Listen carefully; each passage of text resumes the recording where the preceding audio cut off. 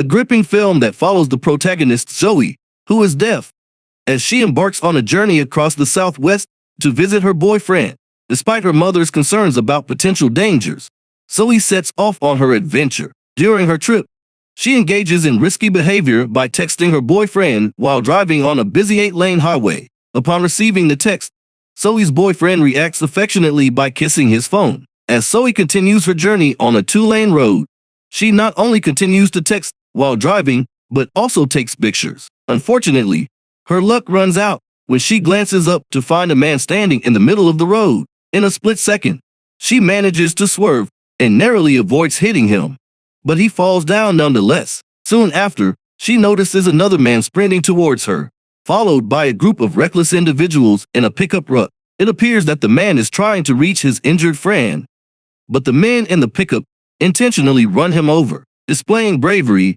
Zoe goes back to rescue the man she almost hit, dragging him into her car. However, the barbaric individuals from the pickup truck catch up to her before she can escape. Tragically, they proceed to brutally attack and kill the man in the front seat, damaging the car's upholstery. They then capture Zoe, taking her to a desolate place where colors seem to fade away, reflecting the bleakness of her situation. In a shockingly short amount of time, they restrain her in a garage using barbed wire and subject her to a horrific sexual assault. It is revealed that the captors have identified Zoe as a deaf mute, although she can speak awkwardly. After subjecting her to their abuse, they take a break to play poker. Despite being mute, Zoe manages to express her pain through groans as she struggles to painfully free her wrists from the barbed wire restraints. She valiantly attempts to escape, but is caught and brutally stabbed to death. Her lifeless body is carelessly buried in a shallow grave, but miraculously, she is discovered with her hand protruding from the ground in the vast emptiness.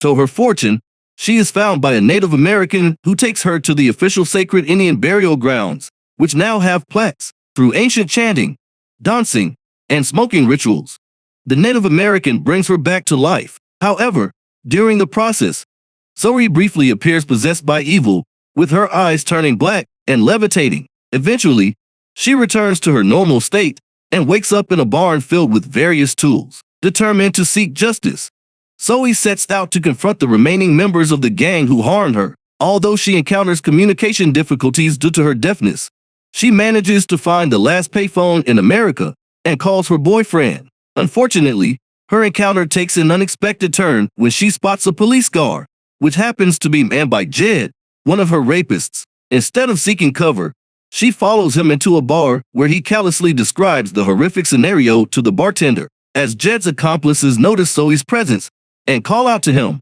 a scene unfolds where Zoe takes matters into her own hands, delivering a form of social justice. She engages in a brutal confrontation with Jed, resulting in a gruesome tug-of-war with his intestines brought out. When one of his friends tries to intervene with a pull cue, Zoe retaliates by breaking it off and jamming it into his eye socket. When Zoe's fiancé arrived at the public telephone place, he saw police officers there. He asked the police officer about Zoe, but the officer informed him that a murder had taken place, and the person he was searching for was not there. Zoe's fiancé then told the officer that Zoe had called him from that place an hour before. The officer said he would handle the case later. Meanwhile, Trey and his gang also arrived at the scene and became furious upon seeing their friend's dead body. They couldn't understand who had killed him. Zoe's fiancé approached them, showed them Zoe's picture, and asked if they had seen her. Initially, they asked him to leave immediately upon seeing the picture,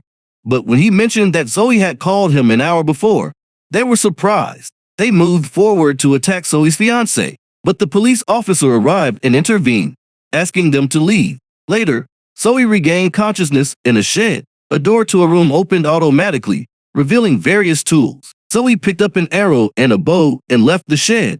Meanwhile, Trey and his gang went to the place where they had buried Zoe, only to find that her body was missing. One of the colleagues who had stabbed her to death suggested that a wild animal might have taken her body, but Trey didn't believe it.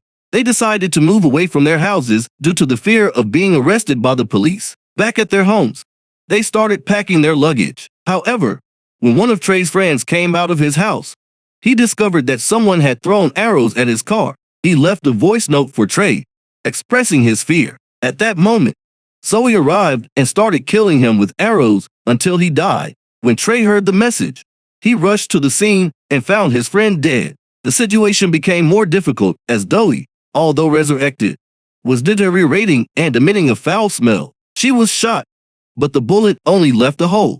She pulled offering, which tore off a piece of her finger skin. She unwrapped the bandages from where she had been restrained with barbed wire, revealing gaping wounds infested with worms and maggots. In pain, Zoe sought help from the Native American who explained that he had found her body in a grave and performed a ritual to bring her soul back.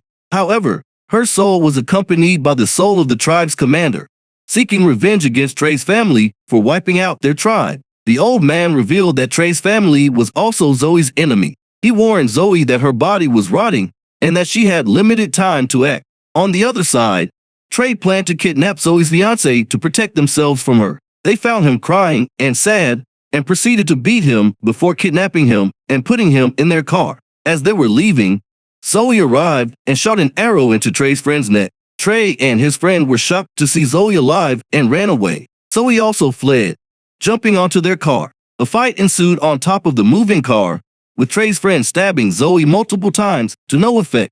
Trey applied the brakes, causing Zoe to fall in front of the car. Trey repeatedly ran over Zoe with the car, but she remained alive. Shocked, Trey ran away to save his life, taking Zoe's fiancé to a secure location and tying him up. Trey's injured companion was in pain, but they didn't take him to the hospital. The friend told Trey that when he looked into Zoe's eyes, they were black, as if another soul had possessed her. Trey speculated that the old man from the tribe, who had a grudge against his family, might have called upon another soul to enter Zoe's body. Determined to stop Zoe, Trey hired a group of armed men. Meanwhile, Zoe was seen binding her body with tape, appearing sad. At that moment, the soul of the tribe's commander arrived and gave Zoe 2 weapons that they had used in the war. As the night falls, Trey's injured friend is experiencing intense pain. He decides to secretly take the car and head to the hospital. However, suddenly Zoe appears in front of his car and throws a rod at him. As a result, the car loses control and spins out of control. Unfortunately, one more of Trey's friends dies in the accident.